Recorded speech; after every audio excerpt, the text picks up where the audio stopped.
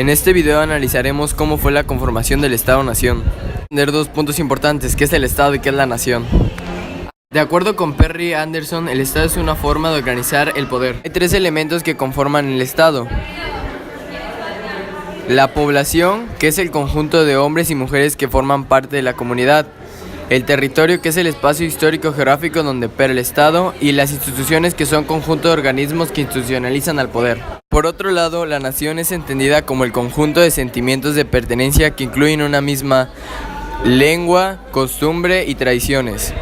Después de la muerte de Hidalgo, Morelos tomó el mando del país y convocó a la creación del Congreso, que se encargaría de diseñar leyes inspiradas en las ideas liberales provenientes de la Constitución de Cádiz. El Congreso fue instaurado el 14 de septiembre de 1803 en Chilpancingo y su monumental tarea fue la de organizar el gobierno de la naciente nación. La reunión de los constituyentes quedó inaugurada con la lectura del documento Sentimientos de la Nación. El 22 de diciembre de 1815 fue fusilado Morelos y los años de lucha continuaron devastando cada vez más al país y a la corona, que ya estaba lejos de restaurar el orden. Entre los disturbios apareció un prestigiado criollo que simpatizaba con la idea de autonomía, Iturbide.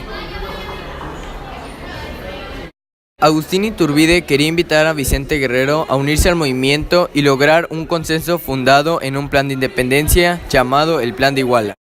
Mientras tanto, en España fue nombrado jefe de la Nueva España Juan O'Donoghue, quien se caracterizaba por su pensamiento liberal. Dicho personaje cayó en cuenta rápidamente de que la independencia de la Nueva España era un hecho inevitable. O'Donoghue solicitó entrevistarse con Iturbide y se firmaron los Tratados de Córdoba, documento de gran importancia que reconocía la independencia de México. Pero tiempo después, O'Donoghue murió y España no reconoció los Tratados de Córdoba, y el Congreso optó por la pronta coronación de Agustín I, emperador de México, quien ascendió al trono el 21 de julio de 1822. Sin embargo, Iturbide tenía varios opositores de su gobierno. Uno de ellos era Santa Anna, que proclamó el Plan de Casamata y logró la renuncia de Iturbide, que terminó partiendo hacia Italia. En noviembre de 1823 se instaló un nuevo Congreso conformado en su mayoría por republicanos federalistas. Los integrantes generaron la Constitución, donde se instituyó una república representativa, popular y federal, conformada por 19 estados, 4 territorios y un distrito federal.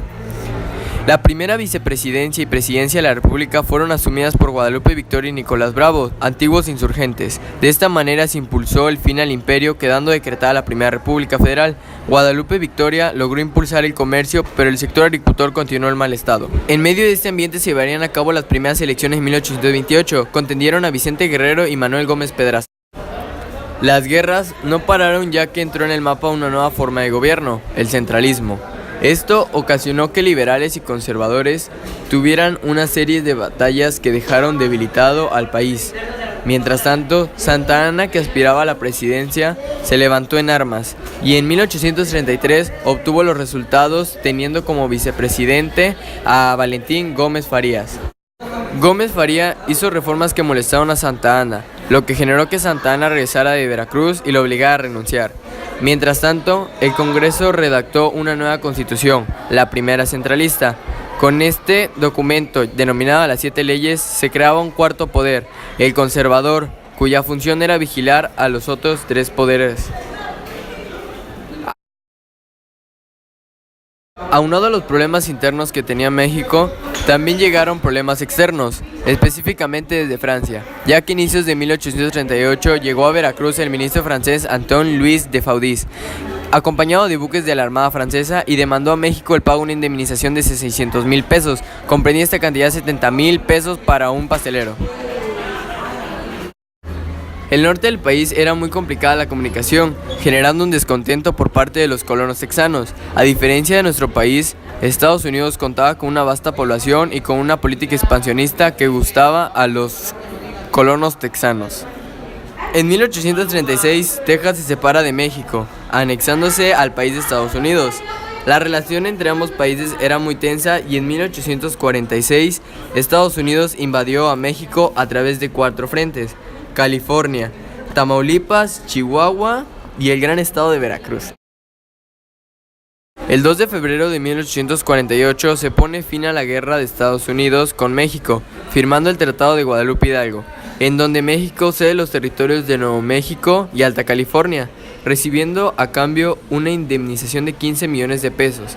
Esta no fue la última mutilación del territorio mexicano, ya que en 1853 Santa Anna fue electo presidente de nuevo.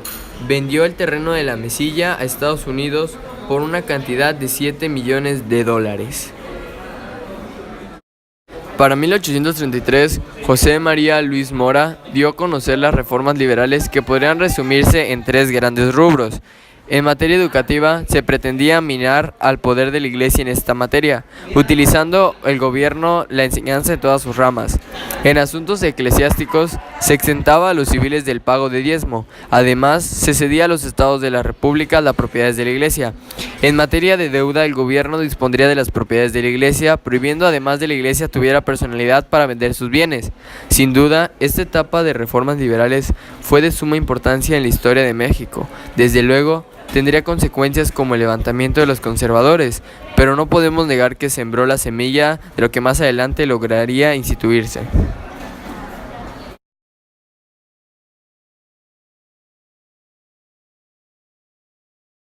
Tiempo después, Juárez ocupó la presidencia y rescindió del pago de la deuda externa, lo que provocó que el emperador francés convocara a España e Inglaterra para discutir el asunto de la suspensión del pago de la deuda por parte de México. Estas naciones decidieron formar la Triple Alianza y tomaron los puertos mexicanos con el fin de controlar las aduanas y presionar el restablecimiento del pago. El 17 de abril de 1862, Francia decidió invadir a México.